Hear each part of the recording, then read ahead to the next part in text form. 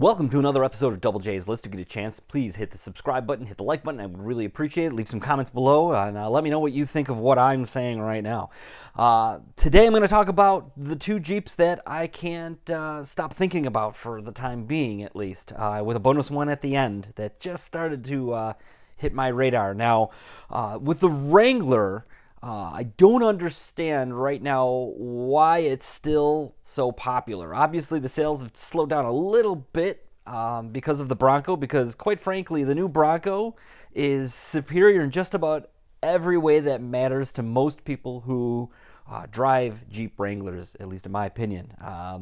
It's quieter, it's typically more powerful depending on the variant, much nicer interior, better ride, better handling, a little more space where it counts. The Bronco is, in my opinion, beating the Wrangler in every way except for these two variants that I'm going to talk about. The first one is going to be the 4xe. Now, the 4xe is a plug-in hybrid.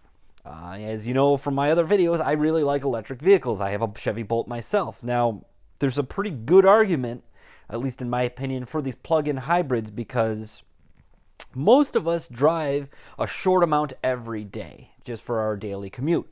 And this one is providing up to 22 miles of range on electric only in a Wrangler. Now that's pretty compelling, isn't it? It's a vehicle that is not aerodynamic by any means of the imagination. It's kind of heavy, especially in this hybrid version with a battery. But 22 miles without using any gas, that's kind of appealing. And for what most of us drive, that would probably be a considerable chunk of what you do in a day. So another aspect of this that's really compelling, at least from an environmental standpoint, one of the arguments against EVs is all the minerals and terrible things they have to do to the environment to get things out of the earth to make these batteries. Well, when you're driving on a hybrid that's a plug-in, the battery is way smaller, so it requires a lot less minerals from the earth to build one of these. So this only gets 22 miles of range, but at the same time, you're using a heck of a lot less. Now, another neat advantage of this is when you combine the gasoline, it's a turbo 4-cylinder. I believe it's pretty much the same one that's in the regular 4-cylinder turbo Wrangler. When you combine it with the electric motor, it is a combined 370 horsepower, and the torque is 470 pound-feet, which is really significant. You're talking 0 to 60 times in around 6 seconds. That's pretty darn good for a big old boxy Jeep. It's also like it's a big enough size that you can use it as a family vehicle. Like in my case, where I have 2 kids, this is pretty good size. And the top comes off. I built one myself here, and the one that I decided to do, I like the dual top group because I'd like to use the soft top in the summer and then the hard top in the winter. One advantage of this is a convertible that has 4-wheel drive and ground clearance. You can drive this year-round also. Not many other convertibles can do that. And the one that I came to about $61,000 with the options I picked. I picked the Willys trim package because it gets the black grille and cooler looking tires and wheels, and I really leaned into it. I picked the color that's called Earl. It's this kind of light blue. I think with the Willys graphics, it looks kind of vintage and cool. It matches up with the spirit of the trim package. So the other Jeep that I can't stop thinking about going in a completely different direction is the Gladiator with a manual transmission. Now, I really like having a truck. I have that 99 Frontier that I've done a bunch of videos on. You can check out. It's really handy having a pickup truck at times. However, daily driving it doesn't make a whole lot of sense. My extended cab, you really can't put people back there. It's so small, and it's old. It's pushing 25 years old, so it's not really the most practical vehicle in the world. Until I need to do truck things, then it's fantastic. So the Gladiator, on the other hand, it's a crew cab, 4-door, with a rather long bed. I believe it's 5.5 feet. And what makes this completely unique to the market is it has a removable top. There's no other pickup truck on the market that I'm aware of that has a removable top. So this one you can also get a dual top group on.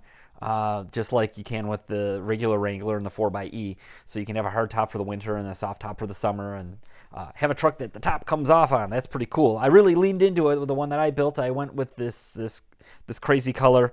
I believe it's called High Velocity or something like that. When you have something that's this kind of goofy looking, you lean into it. Get a crazy color. So one of the other things that really makes this appealing to me, and I wouldn't even be that attracted to it otherwise, is that the fact that you can get the manual transmission. You can only get the manual transmission with the 3.6 liter Pentastar V6, but at least it's still available, and I think it makes this thing so much cooler.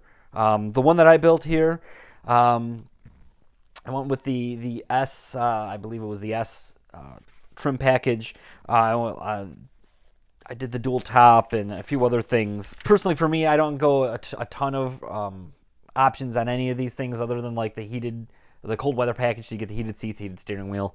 That's stuff that you need for the winter around here. It makes it really a lot more pleasant. And this one came to around $55,000. So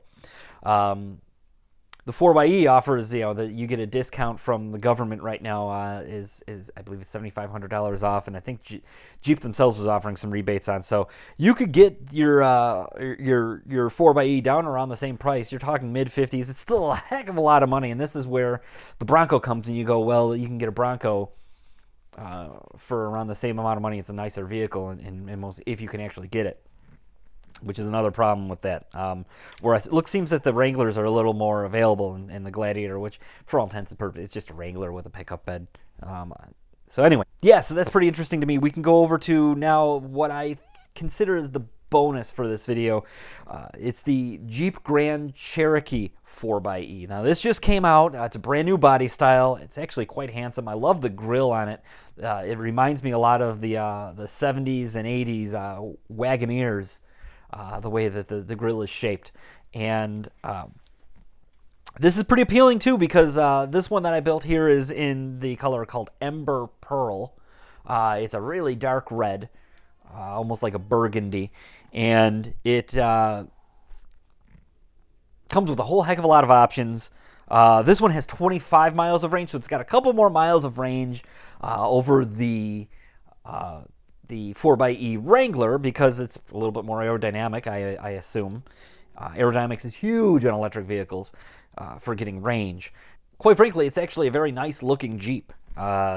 This one is, being a Grand Cherokee, it's not quite as exciting as a Wrangler. The top doesn't come off. It's not as off-roadable. Still apparently quite capable. I built mine as the base trim level here. This one, I went with the smaller wheels because it doesn't make sense to me, if you're buying a big off-road vehicle, to have large wheels and short sidewalls. I like a big sidewall. It rides better and is actually a little more capable off-road, cheaper to replace tires. The only option I really picked here was the Luxury Tech Group 2. It included a lot of things that, quite frankly, should have been standard on the Grand Cherokee 4xe, but it included a surround view camera. I really like having a surround view camera. Have that on my Bolt right now with a large vehicle. It really should just be standard on all cars these days. It makes backing in and parking things much easier and better. Ventilated seats, which is a very nice feature to have. That's a luxury. Wireless charging pad. Every car should have a wireless charging pad these days. Every phone charges wirelessly. I don't understand why that they're making that an option. Basically, this is just another way, and it was a laundry list of other options that seemed like they should have just been on this thing. But it's another way of them getting $2,300 out of you.